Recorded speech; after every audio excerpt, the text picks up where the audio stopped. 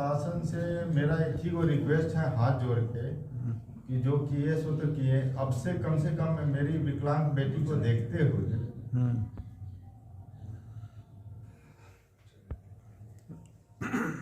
मुजफ्फरपुर के अहियापुर थाना क्षेत्र के अयाची ग्राम में हुए गोलीकांड के बाद मामला लगातार तूल पकड़ता जा रहा है। मुख्य आरोपी राजीव कुमार की गिरफ्तारी अब तक नहीं होने पर झारखंड पुलिस में कार्यरत उनके बहनोई ने बिहार पुलिस की कार्यशैली पर गंभीर सवाल उठाए। उन्होंने आरोप लगाया कि पुलिस ने दिन के बजाय रात में छापेमारी कर परिवार को अनावश्यक रूप से परेशान किया। उनकी पत्नी को गिरफ्तार कर लिया, जबकि घर में एक विकलांग बच्ची अकेली रह गई। उन्होंने यह भी दावा किया कि घर से बरामद गोलियां लाइसेंसी हथियार की है, न कि अवैध शराब की बरामदगी पर भी उन्होंने संदेह जताते हुए इसे साजिश करार दिया। सबसे बड़ा सवाल उन्होंने यह उठाया कि जब पुलिस को आरोपी के संभावित ठिकानों की जानकारी थी तो वह फरार कैसे हो गया। घटना रविवार देर रात दो पक्षों के बीच विवाद के बाद हुई, जिसमें पथराव के बाद फायरिंग की गई और अनिल कुमार सिंह गंभीर रूप से घायल हो गए। पुलिस के अनुसार राजीव कुमार ने राइफल से गोलियां चलाई। छापेमारी के दौरान उनकी बहन रानी देवी के घर से कारतूस, खोखे सहित अन्य सामान बरामद कर उसे गिरफ्तार किया गया। पुलिस ने 3 अलग-अलग एफआईआर दर्ज कर जांच तेज कर दी। कई टीमें आरोपी की गिरफ्तारी के लिए लगातार छापेमारी कर रही है। गोलीबारी को लेकर क्या मतलब बताया गया? देखिए, बताया तो हमें किसी से कुछ नहीं गया, लेकिन हमें पता चला कि बंदूक की गोली है। तो भैया मेरे घर में मिलेगा तो हमारे पास जो गोली मिलेगी वो सरकारी हथियार की होगी, या तो वो इंसास राइफल होगी, 47 राइफल होगी, या SLR होगी, या फिर 9mm पिस्टल जो हम लोग को सरकारी इशू होता है, ना कि बंदूक की। ना हमारे घर में बंदूक है, ना हमारे पास लाइसेंस है किसी बंदूक हथियार का। तो मेरे पास बंदूक की गोली आएगी कहाँ से? ये गोली मेरे साला साहब बगल में घर बनाए हुए हैं, उनके हथियार का है। उनके पास लाइसेंस है, बंदूक की लाइसेंस है, पिस्टल की लाइसेंस है, राइफल की लाइसेंस है, उनकी है। मेरी वाइफ अकेले घर के अंदर रहती है। उधर लड़ाई झगड़ा क्या हुआ मेरी वाइफ को शायद पता नहीं था। राजीव आए मेरे घर, नहीं आए सो नहीं, मेरे घर आए। बहन के यहाँ हमेशा आता है, दिन में 1-2 बार रोज ही आना है उसका। बहन है बगल में है, भाई है तो आना जाना तो लगा है। बगल में है तो बहन है, एक ही को बहन है, आना जाना कोई बड़ी बात नहीं, कोई भी आ जा सकता है। बगल में बहन है, अकेले रहती है, तो जब भी इधर से गुजरा तो आ गया, ठीक ठाक हो के, नहीं हो कोई दिक्कत नहीं है। सर उस दिन रात में आया, बोला फिर लड़ाई झगड़ा हुआ, यहीं खाएंगे यहीं सोएंगे। फिर थोड़ी देर में चला गया तो क्या लेके आया क्या लेके गया ये तो उसकी बहन देख नहीं पाई। उसका झोला छूट गया और सामान छूट गया और चला गया मेरे घर से। अब उसमें से गोली निकली तो सामान तो उसकी है भैया, फिर हमारे वाइफ को ले जाने की या पकड़ने की क्या जरूरत है? ये पुलिस समझ सकती है।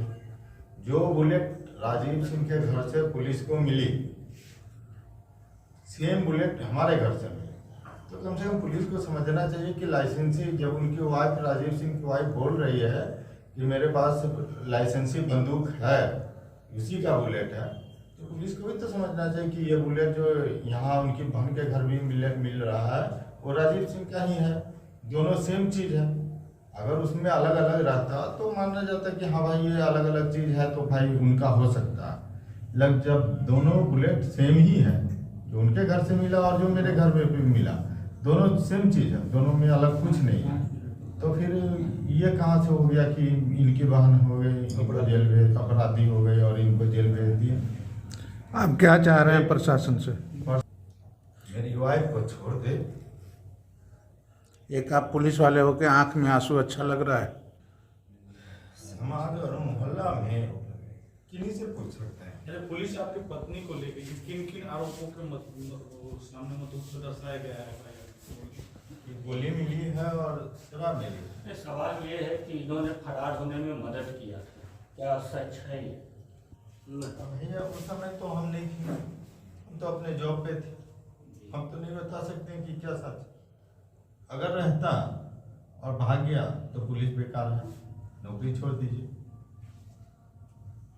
हम पुलिस में नौकरी करते हैं, 20 साल हो गया, मेरा 50 साल उम्र है, फिर भी आज हम चलान करते कि मेरे सामने कैदी दौड़ के भाग के दिखा तो मैं अपनी नौकरी रिजाइन कर दूंगा, क्योंकि मैं रोज 3 किलोमीटर 4 किलोमीटर दौड़ता हूँ रोज सुबह। आज 50 की उम्र में 20 साल नौकरी के बाद रोज सुबह उठता हूँ 3 बजे भोरे दौड़ता हूँ। और जब हम इतना दौड़ रहे हैं तो हमारे पुलिस में नौकरी करके और कैदी हमारे सामने से भाग जाएगा, तो फिर बेकार है पुलिस की नौकरी करना। आपकी बच्ची जो विकलांग है उसका उम्र क्या है? उसकी उम्र करीब 20 से 21 साल हो गई है। और आपकी तो डॉक्टर बोला है ज़्यादा से ज़्यादा ये बचेगी तो 25 से 26 साल इसकी जो इसके पास बीमारी है, ये बीमारी में ज़्यादा से ज़्यादा पेशेंट 25 से 26 साल बचता है, इससे ज़्यादा नहीं बचेगा। और मेरी वाइफ भी बेचारी दमा पेशेंट है, हार्ट पेशेंट है, वो हमेशा बीमार रहती है। कहाँ से इलाज चल रहा है आपकी उसका पत्नी एक का? और इलाज हम बेल्लौर से करा रहे थे, बीच बीच में पटना से भी कराते हैं। नाम बता दीजिए, क्या नाम है? देखिए, मैं तो कलकत्ता से आया, मेरे भाई के खिलाफ साजिश हुआ और मेरा भाई किसी के यहाँ नहीं गया, मेरे भाई के घर पर लोग आके घटना किया और कॉन्स्पिरेसी करके भाई को फंसाने का कोशिश हो रहा है। बहन को भी इसके साथ में ले लिया, क्योंकि 100 मीटर की दूरी पर मेरी बहन रहती है, तो बहन को भी ले लिया है। और जो यहाँ के समाज विरोधी कुछ तत्व हैं वो खुलेआम घूम रहे हैं। पुलिसिया कार्रवाई एक तरफ से हुआ, ठीक है, मेरी बहन का अरेस्टिंग हो गया, तो उधर से क्यों मैं भी तो FIR किया हूँ, 1-2 तो उसका भी अरेस्टिंग होना चाहिए।